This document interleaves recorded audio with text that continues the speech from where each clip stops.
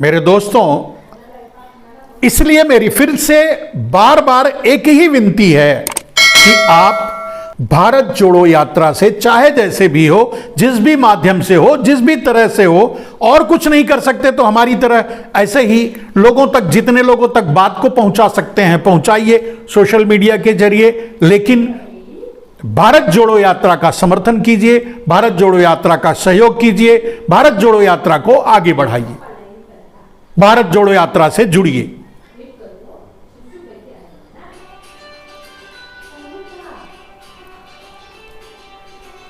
दोस्तों,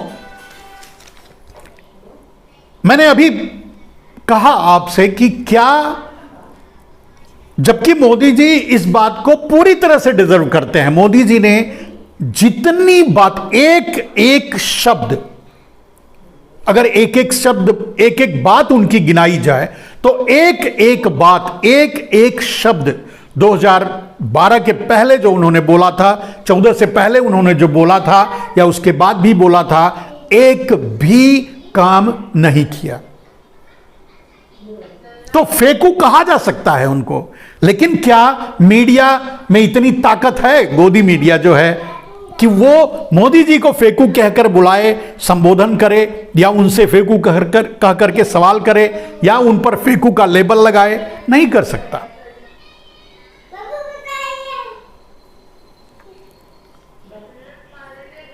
तो किसी के, मतलब मीडिया में किसी के पास यह हिम्मत नहीं है कि वो फेकू कह सके। दोस्तों,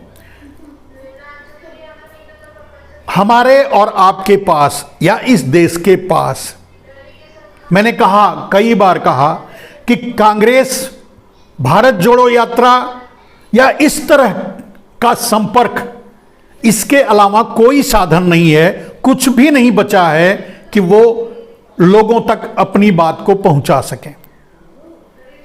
मोदी जी काले धन को ला करके 15-15 लाख लोगों को देने की बात किए थे, वो खुद ही बोल दिए जुमला था। मोदी जी 100 स्मार्ट सिटी बनाने की बात किए थे, खुद ही बोल दिए जुमला है। या आप भी ढूंढ करके, आप भी ढूंढ सकते हैं कि भारत में कौन सी सिटी स्मार्ट बन चुकी है, स्मार्ट सिटी भारत में कहां है। बुलेट ट्रेन की बात, किसानों के आय दोगुनी करने की बात, आय दोगुनी करने की बात तो छोड़ दीजिए, उनके जमीनों को ही छीनने का अनथक प्रयास नरेंद्र मोदी कर चुके और अब साजिश करके उनसे उनकी जमीनें छीन रहे हैं। आप देख रहे हैं एक घटना, जोशीमठ पूरी तरह से तबाह हो रहा है, उस पर कोई बात ना करे, उस पर कोई बोले ना, उसको कोई दिखाए ना, इस पर भी प्रतिबंध लगाए जा रहे हैं। आप सोचिए, तो नरेंद्र मोदी जो बोल चुके हैं उस पर कहां से आप कोई बात करेंगे, कहां से आप सवाल करेंगे।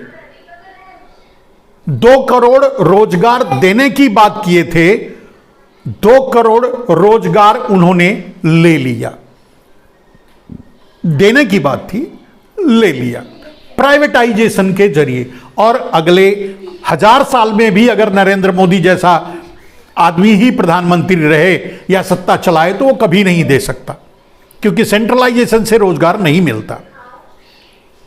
और जहां रोजगार दिया जा सकता है, सरकारी संस्थान, इंस्टीट्यूशन, वो तो सब नरेंद्र मोदी बेच रहे हैं, तो रोजगार देंगे कहां से?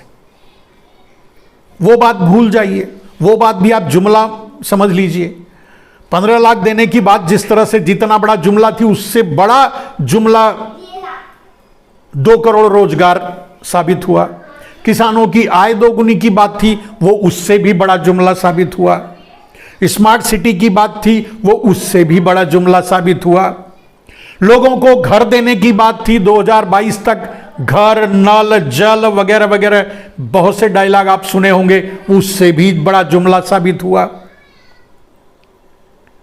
किस किस किस चीज को बताया जाए, किस किस बात को, नरेंद्र मोदी की कही हुई किस किस बात को याद कराया जाए? वो तो याद करेंगे नहीं, वो तो बोल दिए, आगे निकल गए। आप पीछे उन क्लीन करते रहिए। आप वो जो फेंक के चले गए, अब आप उसको लपेटिए, क्लीन कीजिए, रखिए, या गंगा सफाई की बात हो,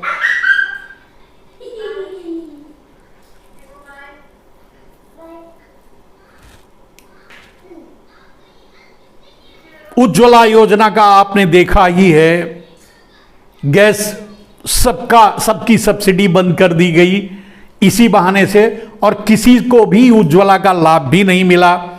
जिनके पास जो सिलेंडर लिए उनमें भराने की हैसियत ही नहीं रह गई, क्योंकि सिलेंडर का दाम इतना ज्यादा हो गया। पेट्रोल और डीजल जहां 60-70 रुपए पहुंचने पर कैबरे हुआ करते थे जंतर मंतर पे, अब 100 रुपए पर वो नृत्यांगनाएं पता नहीं किस महफिल में बिजी हैं।